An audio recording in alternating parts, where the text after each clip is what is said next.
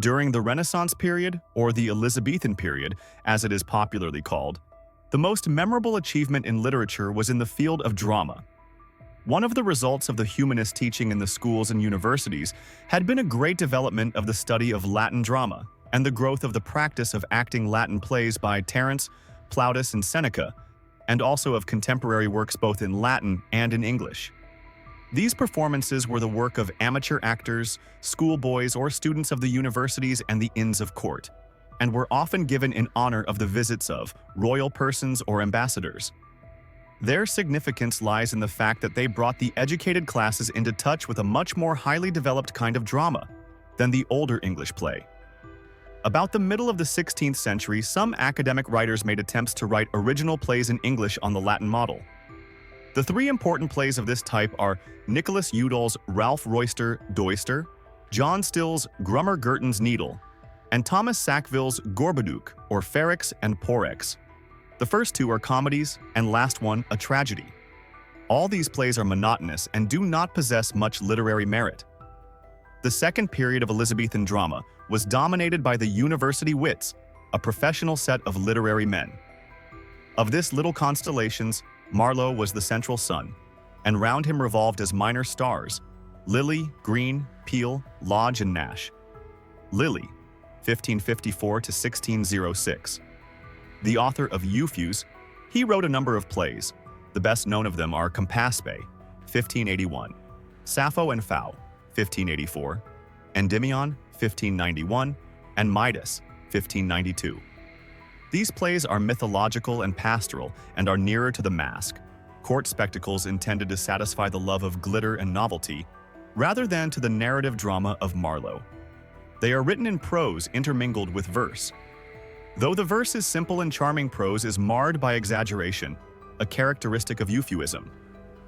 George Peele, 1558–97, along with Marlowe, Greene, and Nash, he formed one of that band of dissolute young men, endeavoring to earn a livelihood by literary work. He was an actor as well as writer of plays. He wrote some half-dozen plays, which are richer in beauty than any of his group except Marlowe. His earnest work is The Arraignment of Paris, 1584.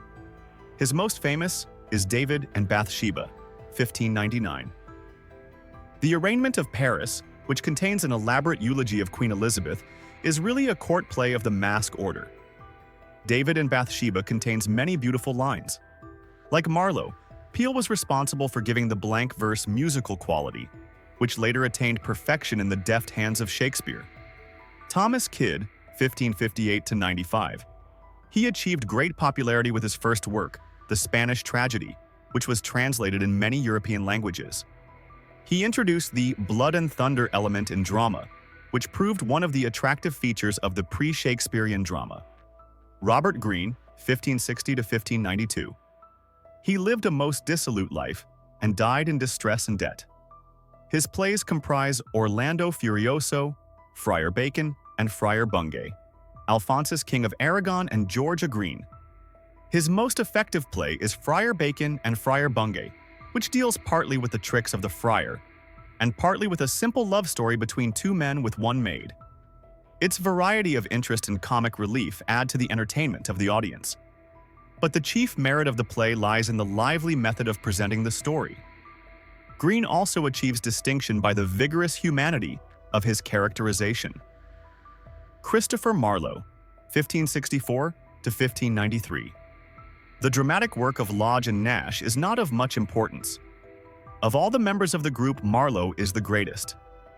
In 1587, his first play Tamburlaine was produced, and it took the public by storm on account of its impetuous force, its splendid command of blank verse, and its sensitiveness to beauty.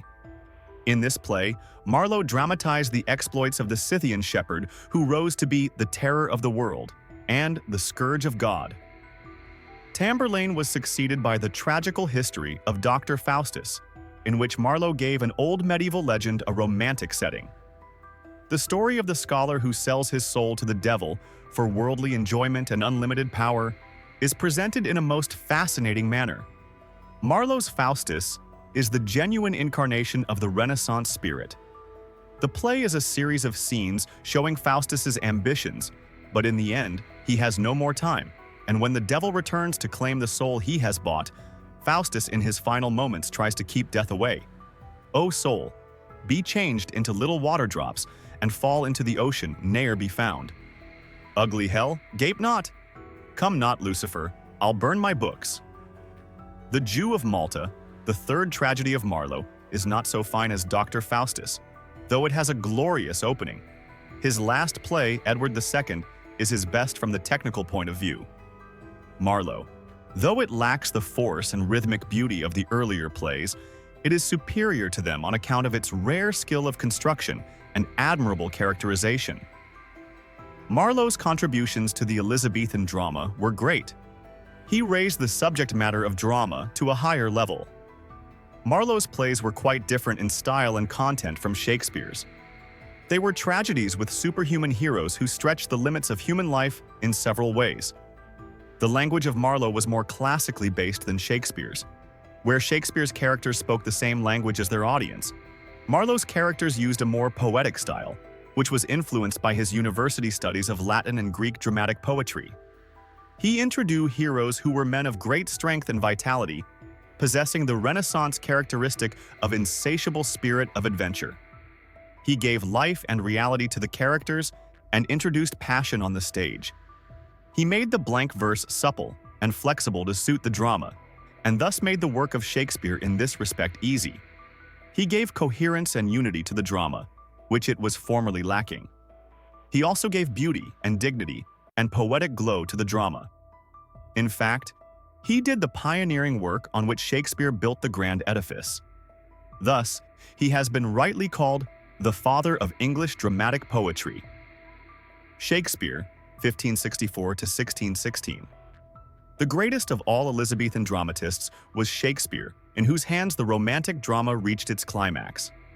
As we do not know much about his life, and it is certain that he did not have proper training and education as other dramatists of the period had, his stupendous achievements are an enigma to all scholars up to the present day. It is still a mystery how a country boy, poor and uneducated, who came to London in search of odd jobs to scrape a living, could reach such heights in dramatic literature. Endowed with a marvelous imaginative and creative mind, he could put new life into old familiar stories and make them glow with deepest thoughts and tenderest feelings. There is no doubt that Shakespeare was a highly gifted person, but without proper training he could not have scaled such heights.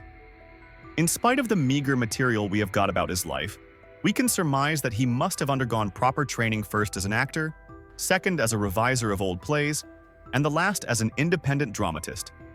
He worked with other dramatists and learned the secrets of their trade. He must have studied deeply and observed minutely the people he came in contact with.